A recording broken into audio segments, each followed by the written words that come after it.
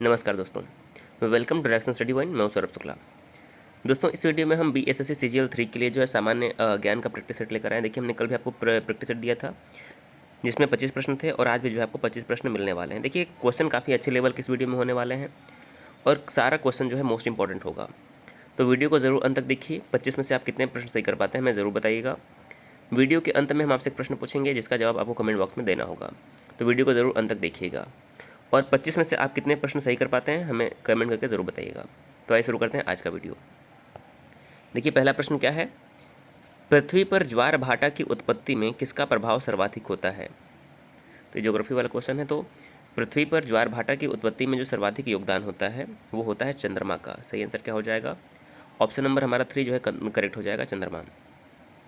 देखिए, चंद्रमा सूर्य से आकार में छोटा होता है, किंतु जो चंद्रमा है पृथ्वी के नज़दीक है, इसलिए जो गुरुत्वाकर्षण बल है वो अधिक लगता है पृथ्वी पर, इसलिए जो है ज्वारभाटा में चंद्रमा का विशेष योगदान होता है। सी ऑप्शन हमारा ऑप्शन नंबर 3 करेक्ट हो जाएगा। अगला प्रश्न देखिए, 52 नंबर प्रश्न। पृथ्वी तथा चंद्रमा की न्यूनतम और अधिकतम दूरी क्रमशः क्या कहलाती है। देखिए, मोस्ट इंपॉर्टेंट क्वेश्चन है। तो पृथ्वी तथा चंद्रमा की न्यूनतम और अधिकतम दूरी कहलाती है। देखिए, न्यूनतम दूरी को उपभू कहते हैं और अधिकतम दूरी को अपभू कहते हैं। पृथ्वी और चंद्रमा के बीच जब न्यूनतम दूरी होती है उसे उपभू कहते हैं। और ये दूरी कितनी होती है, 3,63,300 किलोमीटर। कितना होता है, 3,63,300 किलोमीटर।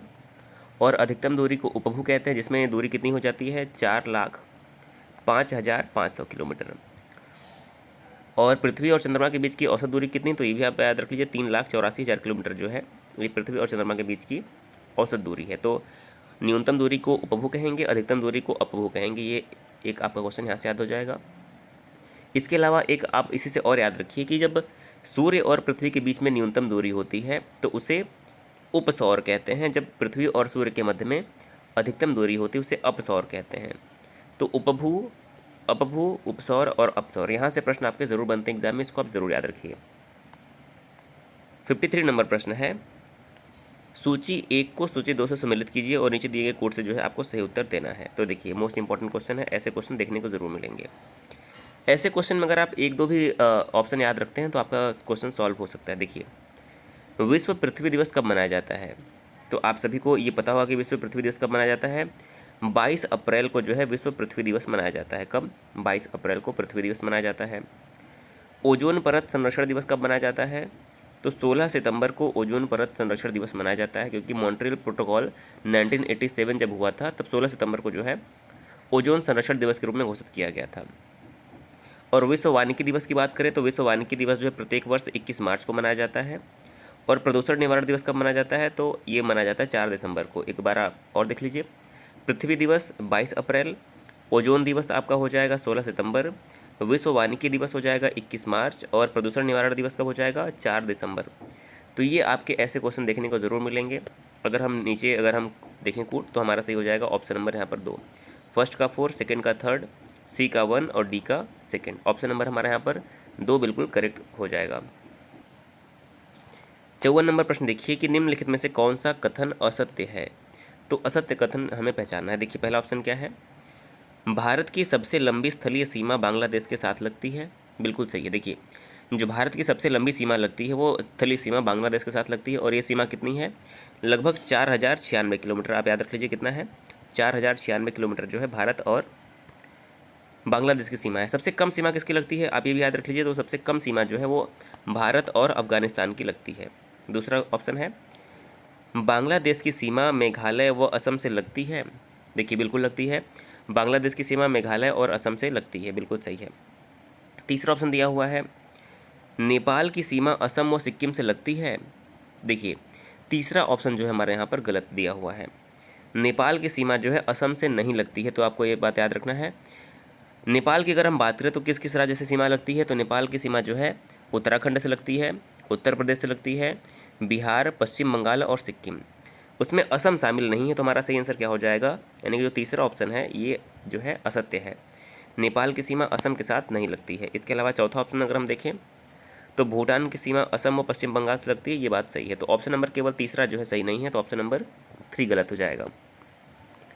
55 नंबर प्रश्न है, जनगणना 2011 के अंतिम आंकड़ों के अनुसार भारत के सर्वाधिक जनघनत्व वाले 4 राज्यों का अवरोही क्रम क्या है?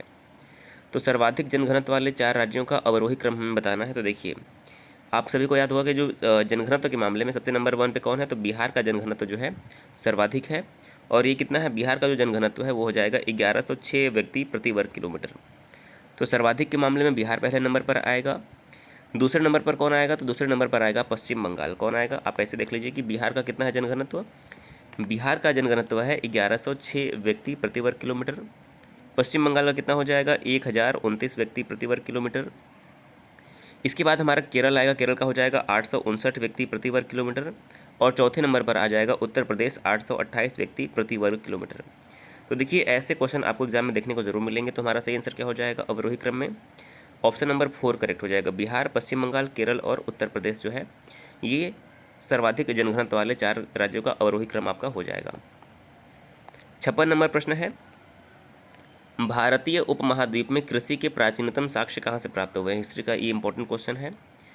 तो भारतीय उपमहाद्वीप में जो है कृषि के जो प्राचीनतम साक्ष्य प्राप्त हुए हैं वो मेहरगढ़ से प्राप्त हुए हैं। कहाँ से प्राप्त हुए हैं? मेहरगढ़। मेहरगढ़ कहाँ पर है? तो मेहरगढ़ वर्तमान में बलूचिस्तान पाकिस्तान में है और यहाँ से जो है आपको कृषि के प्राचीनतम साक्ष्य देखने को मिलते हैं। तो सही आंसर क्या हो जाएगा यहाँ पर, ऑप्शन नंबर हमारा डी करेक्ट हो जाएगा। 57 नंबर क्वेश्चन है, सिंधु घाटी सभ्यता संबंधित है किससे? देखिए, सिंधु घाटी सभ्यता जो है आद्य ऐतिहासिक युग से संबंधित है। क्या है? जो सिंधु घाटी सभ्यता है वो आद्य ऐतिहासिक युग से संबंधित है और इसी को जो है ताम्रकांस्य सभ्यता भी कहते हैं। यदि पूछा जाए कि सिंधु घाटी सभ्यता में कौन सा धातु नहीं मिला था, तो आप याद रख लीजिए कि जो लोहा है, सिंधु घाटी सभ्यता के लोगों को लोहे का ज्ञान नहीं था। इन्हें तांबे का ज्ञान था, सोना चांदी का ज्ञान था, लेकिन लोहे का ज्ञान सिंधु घाटी सभ्यता के लोगों को नहीं था। तो ये भी आप याद रखिए। देखिए, ऐतिहासिक युग वो होता है जहाँ पर जिसके साक्ष्य मौजूद हों और जिसको पढ़ा भी जा सके। आद्य ऐतिहासिक वो होता है जिसका साक्ष्य तो मौजूद है लेकिन उसको पढ़ा नहीं जा सका है। तो आपका ऑप्शन नंबर हमारा यहाँ पर चौथा करेक्ट हो जाएगा। 58 नंबर प्रश्न है, निम्नलिखित में से किसका संकलन ऋग्वेद पर आधारित है? तो किसका संकलन ऋग्वेद पर आधारित है? देखिए, पहली बात तो ऋग्वेद सबसे प्राचीनतम वेद है, आपको याद होगा। ऋग्वेद, सामवेद और यजुर्वेद। ऋग्वेद, यजुर्वेद और सामवेद, इन तीनों को क्या बोलते हैं? वेद त्रयी बोलते हैं, ये भी याद रखिए। और सबसे जो बाद में लिखा गया वेद है वो है अथर्ववेद। लेकिन प्रश्न क्या है कि ऋग्वेद निम्नलिखित में से किसका संकलन ऋग्वेद पर आधारित है? तो जो सामवेद है इसका जो संकलन है वो ऋग्वेद पर आधारित है। अब देखिए, एक बात आप यहाँ से याद रख लीजिए कि जो सामवेद है इसमें संगीत से संबंधित उल्लेख है। अथर्ववेद में किसका उल्लेख है? अथर्ववेद में जो है जादू टोने का भी आपको उल्लेख मिलेगा। यजुर्वेद में जो है यज्ञ संबंधी विधान का उल्लेख आपको मिलेगा और ऋग्वेद में जो है देवताओं की स्तुति की गई है। तो ये चारों बात आपको जो है यहाँ पर याद रखना पड़ेगा। 59 नंबर प्रश्न है, जैन आगम किस भाषा में लिखे गए हैं? तो जो जैन आगम लिखे गए हैं वो प्राकृत भाषा में लिखे गए हैं। देखिए, बौद्ध की बात आएगी तो आपका हो जाएगा पाली भाषा और जैन की बात आएगी तो हो जाएगा प्राकृत भाषा। तो जैन आगम प्राकृत भाषा में लिखे गए हैं, ऑप्शन नंबर हमारे यहाँ पर डी करेक्ट हो जाएगा। 60 नंबर प्रश्न है, अब देखिए ये पॉलिटी वाले कुछ क्वेश्चन आपको देखने को मिलेंगे। भारत के नियंत्रक एवं महालेखा परीक्षक का कार्यकाल कितना होता है? कंट्रोलर एंड ऑडिटर जनरल यानी कि CAG जिसे हम बोलते हैं। पहली बात ये याद रखिए कि CAG का पद किस आर्टिकल में आता है, तो ये भी क्वेश्चन बनेगा। आर्टिकल 148 में जो है नियंत्रक एवं महालेखा परीक्षक के पद का वर्णन किया गया 148 में। और इनका कार्यकाल कितना होता है? तो 6 वर्ष की अवधि या फिर 65 वर्ष की आयु तक जो इनका कार्यकाल होता है। तो अगर आपने ऑप्शन नंबर 4 चुना था तो आपका जवाब सही हो जाएगा। 61 नंबर प्रश्न है, भारतीय संविधान की आधारभूत संरचना में संशोधन नहीं कर सकते हैं, ऐसा प्रावधान कौन से बात से किया गया कि संविधान की आधारभूत संरचना में संशोधन नहीं किया जा सकता है? तो सही आंसर क्या हो जाएगा इसका? देखिए, ये ऑप्शन नंबर हमारा 2 करेक्ट हो जाएगा, केशवानंद भारती वाद। 1973 में 24 अप्रैल को जो है केशवानंद भारती केस का जो निर्णय आया था उसमें सुप्रीम कोर्ट ने जो है बेसिक स्ट्रक्चर का जो है कॉन्सेप्ट दिया था, यानी कि जो आधारभूत संरचना है उसमें परिवर्तन नहीं किया जा सकता है। केशवानंद भारती बनाम जो केरल राज्य का केस था। तो ऑप्शन नंबर 2 यहाँ पर जो है करेक्ट जो है हो जाएगा। अगला प्रश्न देखिए, 62 नंबर प्रश्न, उच्चतम न्यायालय के न्यायाधीशों की संख्या में वृद्धि करने की शक्ति किसके पास है? तो उच्चतम न्यायालय के न्यायाधीशों की संख्या में वृद्धि करने की शक्ति केवल संसद के पास है, यानी कि संसद के द्वारा ही जो है सुप्रीम कोर्ट के जजों की संख्या में वृद्धि जो है की जा सकती है। सही आंसर क्या हो जाएगा, और ये किस आर्टिकल में बात है, तो आर्टिकल 124 में जो है इसका उल्लेख किया गया है। वर्तमान में हमारे सुप्रीम कोर्ट में कितने न्यायाधीश हैं, तो वर्तमान में हमारे सुप्रीम कोर्ट में कुल 34 न्यायाधीश हैं, यानी कि मुख्य न्यायाधीश को मिलाकर 33+1। अब यहाँ से एक क्वेश्चन बनता है कि अभी हाल ही में हमारे सुप्रीम कोर्ट के नए न्यायाधीश जो है यानी कि मुख्य न्यायाधीश चुने गए हैं, यानी कि सुप्रीम कोर्ट के नए चीफ जस्टिस का नाम क्या है, ये आप जो है अभी कमेंट करके बताइए कि वर्तमान में सुप्रीम कोर्ट के चीफ जस्टिस जो कि हाल ही में बने हैं उनका नाम क्या है। 63 नंबर क्वेश्चन है, निम्नलिखित में से किस समिति की संस्तुति पर भारतीय संविधान में मूल कर्तव्य शामिल किए गए। मोस्ट इंपॉर्टेंट क्वेश्चन देखिए, बलवंत राय मेहता कमेटी जो है 1957 में आती है और इसने त्रिस्तरीय पंचायती राज व्यवस्था की अनुशंसा की। अशोक मेहता समिति की स्थापना कब होती है, 1977 में, और इन्होंने जो है द्विस्तरीय पंचायती राज व्यवस्था की जो है अनुशंसा की। और सरदार स्वर्ण सिंह समिति ने जो है मौलिक कर्तव्यों की अनुशंसा की। और मौलिक कर्तव्य कब शामिल किए गए भारतीय संविधान में, तो 42वां संविधान संशोधन 1976, 42वां संविधान संशोधन 1976 में जो है मौलिक कर्तव्य शामिल किए गए भारतीय संविधान में, भाग 4A में और आर्टिकल 51A में जो है मौलिक कर्तव्य शामिल किए गए। मोस्ट इंपॉर्टेंट क्वेश्चन देखिए, मैं सारे फैक्ट भी आपको बता रहा हूँ ताकि एक क्वेश्चन से आपको जो है बाकी सारे क्वेश्चन भी पता हो जाए। 64 नंबर क्वेश्चन है, मनुष्य में मुख्यतः बच्चों में गलसुआ जिसे मम्स कहते हैं नामक रोग किस ग्रंथि के फूल जाने के कारण होता है। तो जो ममसुआ नामक रोग है किस ग्रंथि के फूलने से होता है, तो हमारा सही आंसर हो जाएगा जो पैरोटिड ग्रंथि होती है। तो पैरोटिड ग्रंथि के फूल जाने से जो है मम्स यानी कि गलसुआ नामक रोग हो जाता है। ऑप्शन नंबर 2 करेक्ट हो जाएगा। अगला है 65 नंबर प्रश्न, निम्नलिखित कथनों पर विचार कीजिए। देखिए पहला क्या लिखा हुआ है कि पहले कथनों पर विचार करना है, फिर उपर्युक्त कार्य जो है निम्नलिखित में से किस पादप हार्मोन द्वारा संपादित किया जाता है ये बताना है। तो पहला ऑप्शन लिखा है यह फलों को गिरने से बचाता है, दूसरा है यह खरपतवार को नष्ट कर देता है, तीसरा है इसके कारण पौधों में शीर्ष की प्रमुखता हो जाती है तथा पार्श्वीय कक्षीय कलिकाओं की वृद्धि रुक जाती है, और ऑप्शन लिखा है कि उपर्युक्त कार्य जो है निम्नलिखित में से किस पादप हार्मोन द्वारा संपादित किया जाता है। तो सही के आंसर क्या हो जाएगा, यह जो है ऑक्सीन्स के द्वारा संपादित किया जाता है। ऑप्शन नंबर हमारा यहाँ पर 1 करेक्ट हो जाएगा। 66 नंबर प्रश्न है, 66 नंबर प्रश्न है, निम्नलिखित युग्मों पर विचार कीजिए और जो है सही सुमेलित बताना है कि उपर्युक्त में से कौन सा सही सुमेलित है, तो ये आपको बताना है। तो देखिए 66 नंबर क्वेश्चन का पहला क्या दिखा हुआ है, भूस तारिका। देखिए भूस तारिका का संबंध जो है जलकुंभी से होता है, तो ये हमारा पहला तो जो है बिल्कुल सही सुमेलित है। दूसरा देखिए सल्क कंद का संबंध किससे है, तो सल्क कंद का संबंध लहसुन से है, दूसरा वाला भी बिल्कुल सही है। तीसरा लिखा है ऊपरी भूस्तारी, तो ऊपरी भूस्तारी का जो संबंध होता है वो दूब घास से होता है, तो ये वाला जो है बिल्कुल सही नहीं है। ऊपरी जो भूस्तारी होता है इसका संबंध किससे होता है, दूब घास से। और जिमी कंद क्या होता है, जिमी कंद का संबंध घन कंद से होता है। तो हमारा ए और बी जो है बिल्कुल सही सुमेलित है, तो ऑप्शन नंबर हमारा ए करेक्ट हो जाएगा।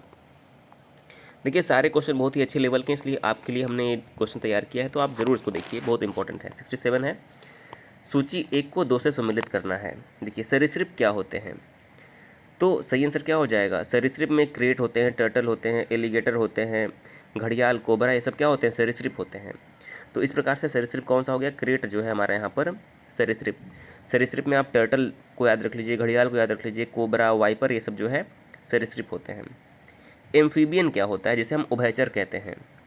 तो एम्फीबियन में हमारा क्या क्या हो सकता है, मेढक हो सकता है, टोंड हो सकता है, ये सब क्या होते हैं, एम्फीबियन होते हैं। मेढक हो गया, टोंड हो गया, सेलामेंडर हो गया, ये सब जो है एम्फीबियन। तो बी का हमारा सेलामेंडर हो जाएगा एम्फीबियन में। एबीज की अगर हम बात करें तो देखिए एबीज क्या होता है, पेंगुइन हो गया, तोता हो गया, मोर हो गया, गिद्ध हो गया, ये सब एबीज के अंतर्गत आते हैं। तो एबीज हमारा क्या हो जाएगा, पेंगुइन जो है एबीज होता है। और कार्टिलेगिनस क्या हो जाएगा, कार्टिलेगिनस में मछली हो गई, आरा मछली, कुत्ता मछली, वेल, शार्क, ये सब जो है कार्टिलेगिनस में आते हैं। तो हमारा ये ऑप्शन जो है बिल्कुल करेक्ट हो जाएगा। यानी कि सरीसृप क्या हो गया, क्रेट हो गया, एम्फीबियन में सेलामेंडर हो गया, एबीज में पेंगुइन हो गया, और कार्टिलेगिनस में वेल, शार्क जो है आपका करेक्ट आंसर हो जाएगा। तो 67 का अगर हम कूट देखें तो ऑप्शन नंबर चौथा जो है करेक्ट आ जाएगा। 68 नंबर प्रश्न है, कोई व्यक्ति कंप्यूटर साक्षर कहलाता है जब, कब कहलाता है, देखिए कोई व्यक्ति कंप्यूटर साक्षर तब कहलाता है जब वो आवश्यक उपयोगी एप्लीकेशन को चला सके, आवश्यक उपयोगी एप्लीकेशन को चला सके। ऑप्शन नंबर हमारा 68 का 1 करेक्ट हो जाएगा। 69 नंबर क्वेश्चन है कि भारत में सबसे पहले कंप्यूटर कहाँ व कब स्थापित किया गया। सबसे पहले कहाँ और कब स्थापित किया गया, देखिए इंडियन स्टैटिक्स इंस्टीट्यूट कोलकाता में 1955 में जो है भारत में सबसे पहले कंप्यूटर स्थापित किया गया। तो अगर आपने चौथा नंबर चुना था ऑप्शन, तो आपका जवाब सही हो जाएगा। अगला देखिए, निम्नलिखित में से चतुर्थ पीढ़ी में कौन सी प्रोसेसिंग डिवाइस का उपयोग होता है। चतुर्थ पीढ़ी यानी कि 4th जनरेशन में किसका उपयोग होता है, तो होता है VLSI। क्या होता है, VLSI यानी कि वेरी लार्ज स्केल इंटीग्रेशन। क्या होता है, वेरी लार्ज स्केल इंटीग्रेशन का प्रयोग होता है चौथी पीढ़ी के डिवाइस में। ऑप्शन नंबर 3 करेक्ट हो जाएगा। अगला देखिए, केंद्रीय अप्रत्यक्ष कर और सीमा शुल्क बोर्ड के नए अध्यक्ष के रूप में किसे नियुक्त किया गया है। इनडायरेक्ट टैक्सेशन जो होता है उसके अध्यक्ष के रूप में किसे नियुक्त किया गया है, 71 नंबर। तो केंद्रीय अप्रत्यक्ष कर और सीमा शुल्क के अध्यक्ष के रूप में जो है विवेक जौहरी को नियुक्त किया गया। सही आंसर क्या हो जाएगा, विवेक जौहरी को नियुक्त किया गया। ऑप्शन नंबर हमारे यहाँ पर क्या हो जाएगा, चौथा ऑप्शन करेक्ट हो जाएगा। अगला प्रश्न देखिए, 72 नंबर, युवा कार्यक्रम एवं खेल मंत्रालय द्वारा राष्ट्रीय खेल पुरस्कार 2021 की घोषणा की गई है। इसमें कितने खिलाड़ियों को मेजर ध्यानचंद खेल रत्न पुरस्कार के लिए नामित किया गया। देखिए खेल रत्न का नाम भी बदल गया है, राजीव गांधी से मेजर ध्यानचंद हो गया है। तो कितने लोगों को इसके लिए नामित किया गया है 2021 के लिए, तो ये किया गया 12 लोगों को नामित किया गया 2021 के लिए। और ये 12 लोगों के नाम कौन कौन से हैं, नीरज चोपड़ा, रवि कुमार, लवलीना बोरगोहेन, PR सेजेस, अवनी लेखरा, सुमित अंतिल, प्रमोद भगत, कृष्णा नागर, मनीष नरवाल, मिताली राज, सुनील छेत्री और मनप्रीत सिंह। इसमें से एकमात्र क्रिकेटर कौन है, मिताली राज, और एकमात्र फुटबॉलर कौन है, सुनील छेत्री। दोनों लोग का आप नाम याद रखिए। 73 नंबर क्वेश्चन है, PM स्वनिधि योजना के तहत छोटे दुकानदार कितने रुपए तक के ऋण के लिए आवेदन कर सकते हैं। तो स्वनिधि के अंतर्गत जो है छोटे दुकानदार जो है 10,000 रुपये तक के लिए आवेदन कर सकते हैं। ऑप्शन नंबर हमारा 1 करेक्ट हो जाएगा। ये इंपॉर्टेंट क्वेश्चन है। और आज का हमारा देखिए अगला क्वेश्चन क्या है, 74 नंबर क्वेश्चन है कि बजट 2021-22 के अनुसार किस वर्ग को इस वर्ष ITR भरने की अपेक्षा से मुक्त कर दिया गया है। तो देखिए जो 75 वर्ष वो उससे अधिक के वरिष्ठ नागरिक हैं उनको ITR से इस बार जो है मुक्ति दिया गया है, यानी कि छूट दिया गया है ITR यानी कि इनकम टैक्स रिटर्न भरने से। तो ऑप्शन नंबर हमारे यहाँ पर सेकंड करेक्ट हो जाएगा, 75 वर्ष। क्योंकि देखिए 75 वर्ष क्योंकि हमारे देश का जो है आज़ादी का अमृत महोत्सव मनाया जा रहा है, 75वां जो है स्वतंत्रता दिवस जो है मनाया गया, इसलिए जो है 75 साल पूरे हो गए आज़ादी के, इसलिए जो है 75 वर्ष से अधिक लोगों को ITR में छूट दिया गया इस बार।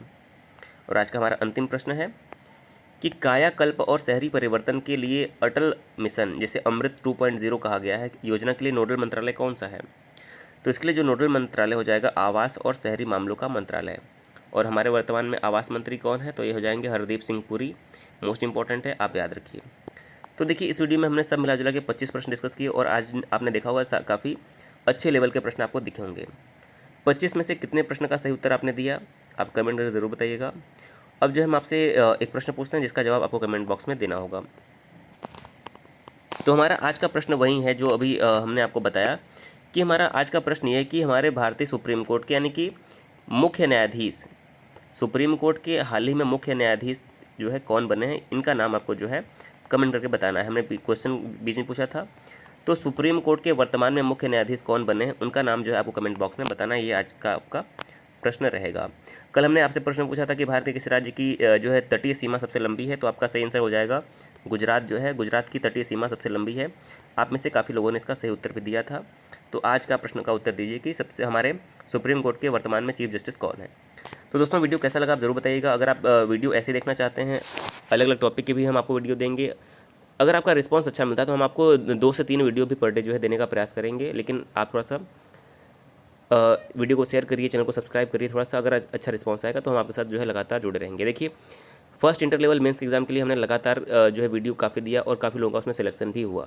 तो आप थोड़ा सा साथ दीजिएगा, हम आपका जो है निरंतर साथ देते रहेंगे। वीडियो देखने के लिए बहुत बहुत धन्यवाद।